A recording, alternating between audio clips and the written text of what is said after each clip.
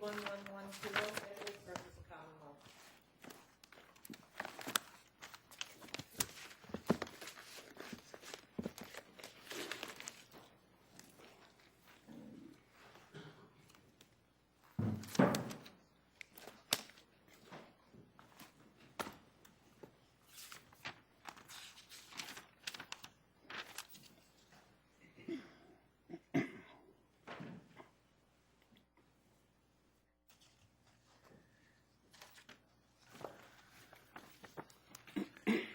Good morning, and may it please the Court. My name is Ryan Schiff, and I represent the Committee for Public Counsel Services.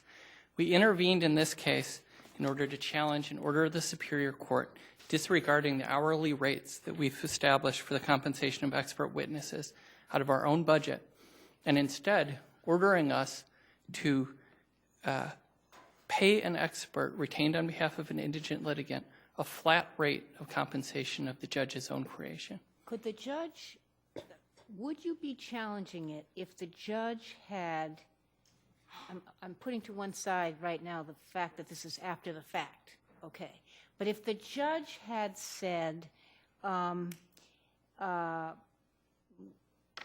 forget, was the rate $200 an hour?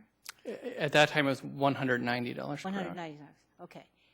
I'm not questioning the rate, but I do question the hours that the psychologist put into this.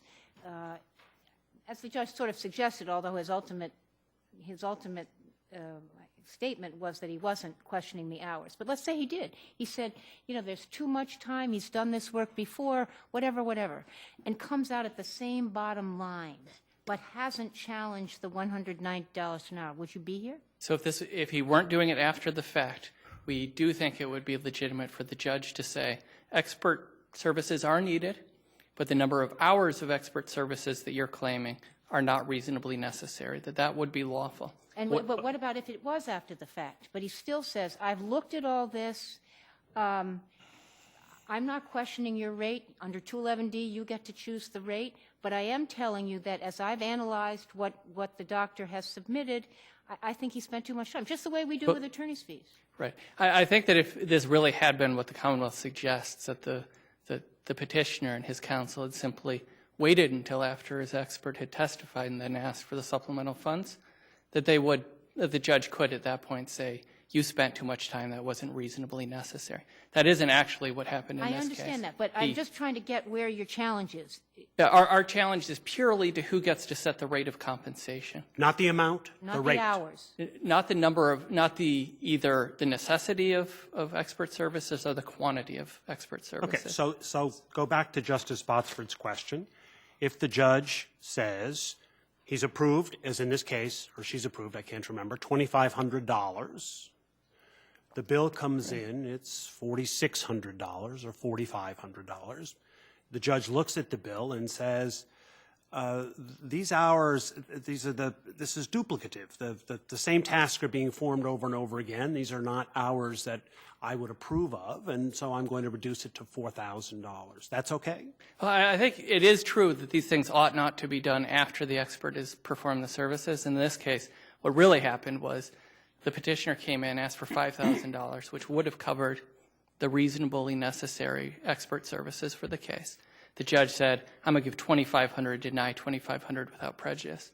Then the petitioner's counsel came back on May 2nd, after his expert had used up the money that had already been allowed, but before he performed any of the additional services needed to prepare for and testify at trial. And the judge said, no, I'm not going to consider this until after your expert has testified. So the judge could have, and you would say should have, said right then, I'll look at this and I'm going to give you whatever, $2,500 or $1,000. I mean, that's exactly right. The judge should have held a hearing, just as 27C requires, considered what services were reasonably necessary to prepare for and then testify at trial, and then multiplied the number of hours that were needed by our hourly rate of compensation, which we've established in compliance with Section 9I of Chapter 211D, and then determined a total amount. But what the judge can't do, and what the judge did here, is to say, I don't like CPCS's hourly rates of compensation. I'm going to create my own form of compensation. But there's something different, though. There's something different happening. Can a judge, after the testimony, review a bill and say, to use one of Justice Cordy's examples, I see here that on May 5th of 2006, you or whatever year, you reviewed 4 particular statements of witnesses, and you spent 5 hours doing it.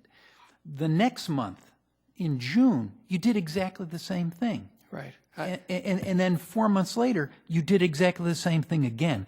Can a judge not say, I am not going to allow the Commonwealth to pay for 3 readings of the same witness statements? Right. Maybe I should break that into 2 answers. One answer is, as far as the analysis that you're talking about, looking at whether these services were really reasonably necessary, absolutely. It's more difficult when the judge doesn't do this before, refuses to do that analysis beforehand and forces the expert to go and testify, not knowing whether the services will later be deemed to be reasonably necessary. But there's nothing wrong with it. I'm sorry, Your Honor? But you're not challenging that. No, we're not challenging that. What we're challenging is purely the fact that the judge replaced our hourly rates of compensation with his own flat rate of compensation. That's unlawful both under the Indigency Act as well as in SDP cases. Now, what the Commonwealth contends is that under the Indigency Act, that there is both the authority on the part of the judge to determine whether the services are reasonably necessary, as well as a reasonable cost for those services, and that is erroneous. So if the judge here had said, I am not going to allow payment for the 4.2 hours of services that you provided on January 9th of 2010, and I'm going to pull that out, I'm not going to approve that. That would have been okay. That's correct, Your Honor. We wouldn't be here if that's all the judge had done. But what the judge did was the judge replaced our hourly rates with this flat rate, and that is where the error was. And what impact,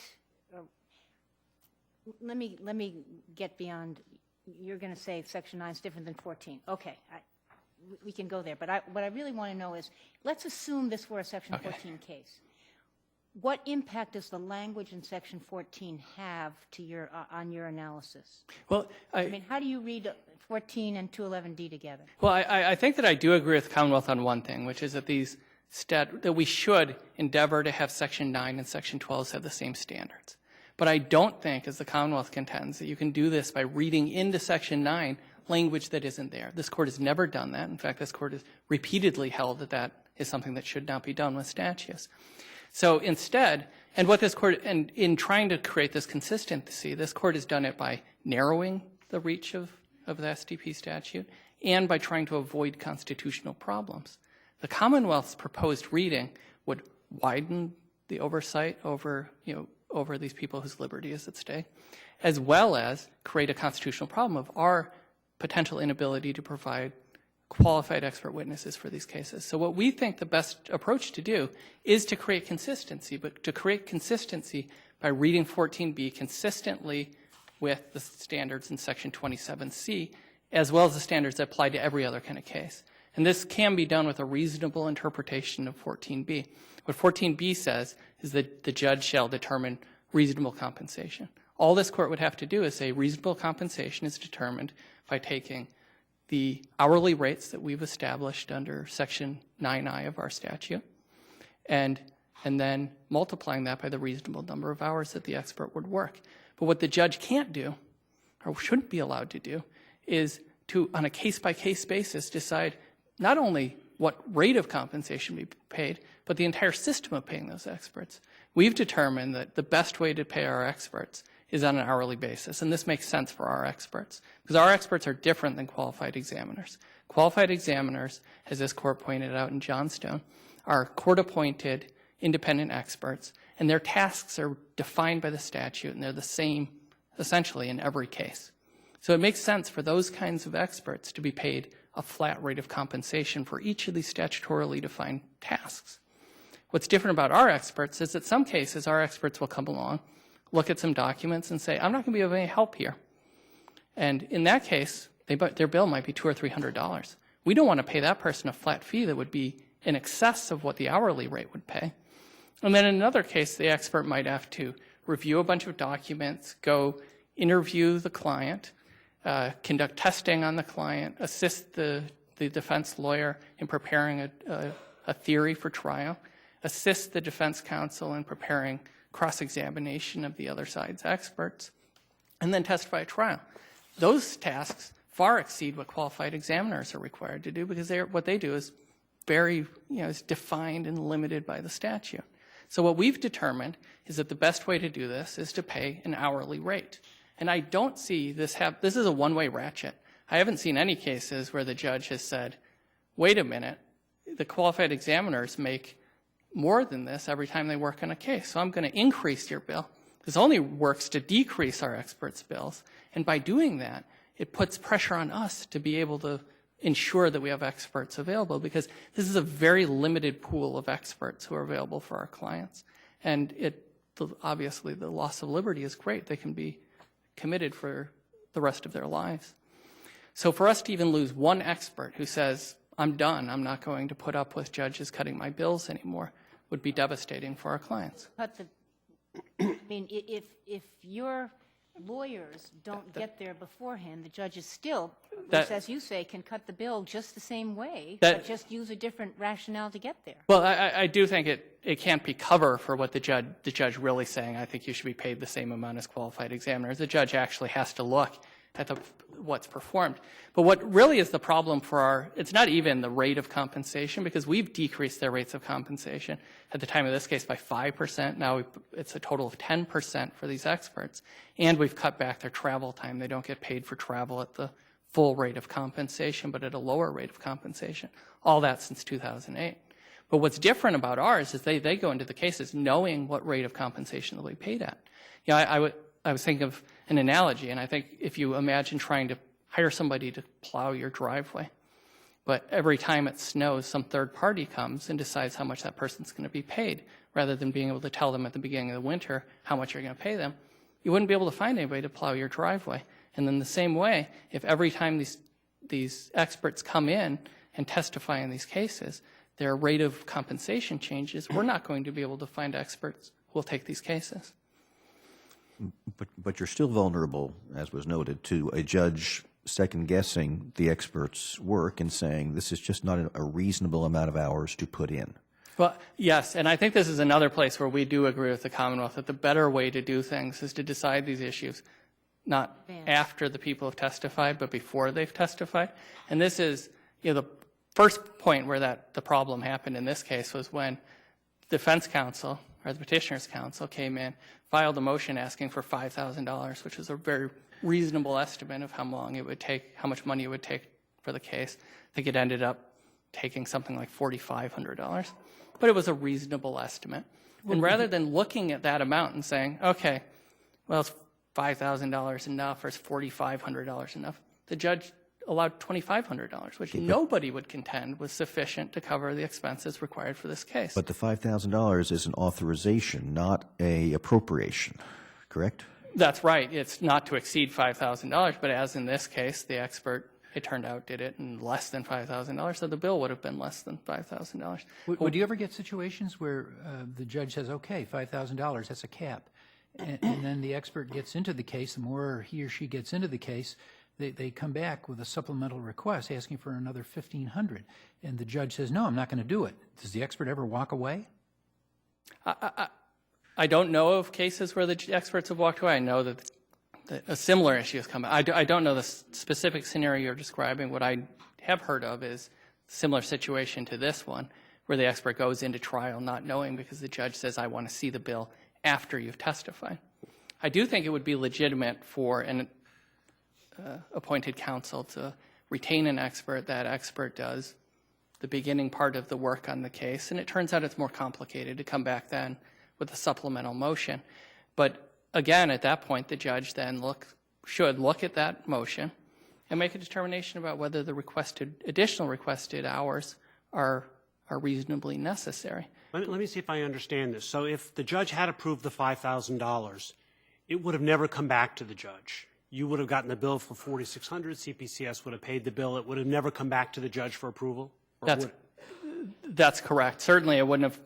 I think that the bills I'm not sure about this, but may actually get submitted to the court I don't think, there's no approval process at that point, though. It's just Just if to it's an ensure that overage. the judge knows what's happening with the case. There's only an approval process if it's an overage.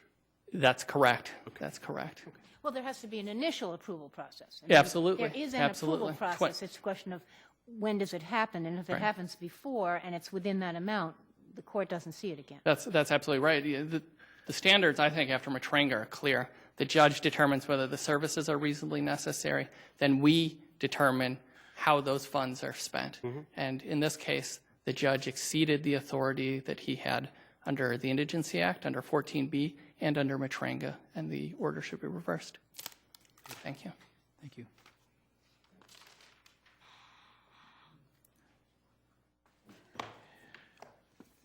May it please the court, Assistant Attorney General Ann Thomas for the Commonwealth. Why isn't that perfectly reasonable? The Commonwealth's position is not that the judge sets a rate of compensation. Just as here, the judge did not set a rate of compensation.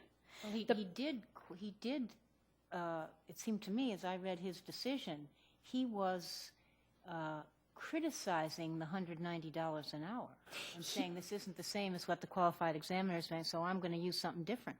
Well, I think, Your Honor, that it was a little more nuanced than that the judge, first of all, in petitioner's first motion for the $5,000, they referenced the same letter about the qualified examiner rates that the Department of Corrections submitted in the Johnstone case. They referenced the same thing as a benchmark. So the judge, that was in the first motion for $5,000.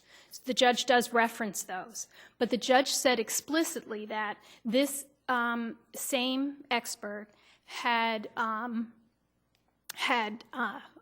interviewed and evaluated the same petitioner 4 other times. But doesn't he at some point in that decision say, I'm not questioning the hours, he clearly did the work? Your Honor, he says he doesn't question the time spent, but he does believe that the expert with some efficiencies could have spent less.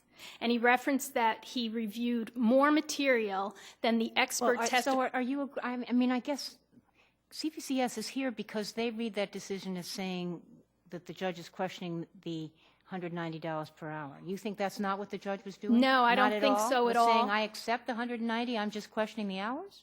He's questioning, yes, Your Honor. I mean, if you read it exactly. So you're both saying the same thing? That's why I'm confused, Your Honor. So if we go through his order where he says more material than the core material that he testified he looks for and needs to see, Yes. And also that prior work for the petitioner should have permitted the doctor to achieve, quote, some efficiencies in completing the 2011 report, there's an identification or a corresponding number of hours. Yes. And if we apply the rate, we will get the difference between what was sought and what the judge approved. Well, I think easily, because as I did just numbers to show that it was a footnote, just to show that this ended up, the rate of compensation, it was 12% less than Dr. Krigman gets $190 an hour. The range that CPCS makes, as they're entitled to, and they should, is a range from $95 an hour to $190 an hour. And by what the judge did in effect, if you do this after the services, which we maintain is where the problem comes in, then it's 12% less than Dr. Krigman's rate, which is $167 an hour. But isn't that the problem? If that's the problem. If you're suggesting that the judge essentially said you should only get $160 an hour, that is a problem. No, I am not suggesting that at all. I put it in a footnote to show, well, now, no. That is not what I'm suggesting. I put it in a footnote to show that if it had been done ahead of time, like it's supposed to be, but the other judge refused. You see, I don't understand that, Your Honor, from the docket, and I would like to get back to the court with the 16L letter. The judge's decision says that the bill was submitted on the 5th, and the expert testified on the 4th. And then there is, though, an entry where it says that it says some motion for supplemental funds was submitted on the 2nd. So I'm a little confused by that myself. But what the judge states is that the bill was submitted on the 5th. The other thing to note is The idea that the bill was submitted before the testimony, I don't understand. The last entry is May 4th, and it has appearance at court and testimony, 3.2 hours and a dollar amount. So I forget, I would rather at this point that you ignore the footnote because it takes this away from our main point is the judge did not set a rate of compensation, and we do not believe that the judge has the authority under 27C and to set a rate of compensation. No, go ahead. Well, it seemed as though, okay, the judge was setting a flat rate for this work. Well, Your Honor, I think more as Justice Spina described it, he went through and said that I believe all that should have been done that was reasonably necessary for this petitioner to get good representation could have been done. These less services could have been provided, and he still would have gotten effective rate, and he came up with $4,000. Now, Attorney Schiff, if I understand him correctly, is saying no. He says that if we read the judge's decision, it will in fact suggest that what he did was arrive at a flat rate for the work that was done.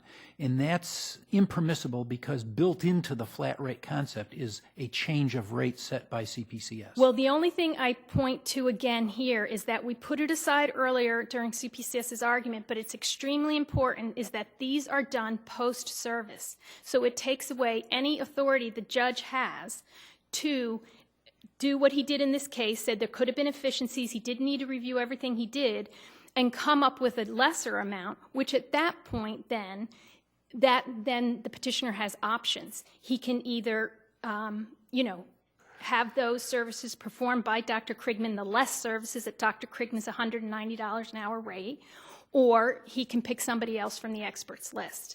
But because it's done afterward, if the judge should not allow any part of that, even the smallest part, CPCS can make the argument that the judge lowered the expert's rate of compensation because you take the total amount, you divide it by how many hours spent, and you're going to come up with a lower rate. No, but that's ignoring, I think, what CPCS is saying, which is they agree.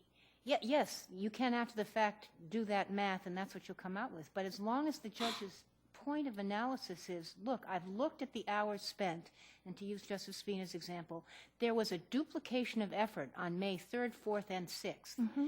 I'm not going to allow all three of those. I'm going to allow it once. When you calculate it, yes, you could say, well, if you take all the hours and divide it, you come out with a lesser amount.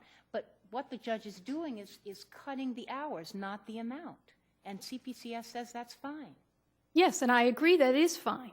He did not do anything with Dr. Krigman's rate of compensation. So that should be clear. If the judge had said clearly here, 190 is fine, I'm reducing it from $4,560, which is the request, to $4,000. That's about $560 difference. I find that he put in X hours, and he should have put in X minus 3 hours, because though there were 3 hours which frankly were not well used, that would be fine. Yes. And you're saying that's essentially what he did. Yes. But if we're unsure that that's what he did, if he in fact had said $4,000 is what they get paid for that, and that's my measure of what's an efficient use of time, then it goes back to him to revisit. Exactly. Plus two other points I think are important. 14B, the court could use this opportunity. Obviously the legislature did not take up your suggestion in the Matranga case. Yes, well, Ms. Thomas, let me ask you, though, about that. Section 9 and Section 14 were both amended in 2010, same statute, same act. At no time has the legislature put the language in 14 in 9. Yes. And isn't this different than reading in a standard like the Sousa case? No, I don't believe so, Your Honor. First of all, specific language, and it's just lifting it and saying, well, even though you don't say that in 9, we're going to read it in? Your Honor, 9 was not amended. 9 remained the same. It's unchanged, the language of 9 at that amendment. I think that's part of the problem. That's right. It wasn't changed in 99. Yes. Both of them were amended in 2010, which was after Matranga, and nothing happened. Yes. Both statutes were amended. Yes. Well, the other thing, too, is because, again, 14B, nothing to do with rate of compensation. 14B says that the judge determines what services are necessary and then a reasonable compensation for those services. So I think we're back at the same thing as in the indigency statute in 27C. It's the same authority. It just is a little more explicit language. Because if in 27C, where it says he determines if expert services are reasonably necessary, again, there's a case that says within that he can consider cost. And 27F gives the judge the authority to order that the services be provided at a lower cost. So it's the same, the Commonwealth's position is no different. They say the same thing. 14B is a little more explicit. If 14B, okay, so Section 12 is when the Commonwealth moves to commit, and Section 9 is when the petitioner is moving to be released. Section 14 are the procedures that you follow for a Section 12 proceeding. If 14 does not apply to 9, if you don't read them to make them consistent with one another, as was done in Santos, that was an evidentiary provision done in Santos, which it did seem, one could say that it added language to 9, but if you don't read those two as the same, then in 9, if you read it exactly the language as it states that if a jury trial is demanded, you then follow the rules of civil procedure. That's what brings you to the indigency statute. So it would be if you read just that, then if the petitioner does not request a jury trial, he doesn't get his fees for experts paid at all. So that's what the Commonwealth says is that illogical result. If you don't read that the legislature's direction about how a trial should proceed, whether it's 12 or 9, you need 14B. 14B explicitly states everything that the petitioner gets, counsel, expert, witness fees paid if indigent, so on and so forth, and all the evidentiary provisions. So I don't see how else you can read it if it wasn't meant to be consistent with. The only other thing would be the Commonwealth maintains that this appeal should be dismissed. CPCS had the opportunity to take part in the single justice appeal and chose not to. And 27. But if you get your way, then the clarification which you agree should be obtained doesn't happen. Right. I mean, isn't it more helpful if we can clarify it? But I wouldn't mind if the court noted that that's the proper procedure, and it is still final. Okay, no other further questions? Commonwealth rests on its brief. Thank you, Your Honors. Thank you, and we'll take a short recess.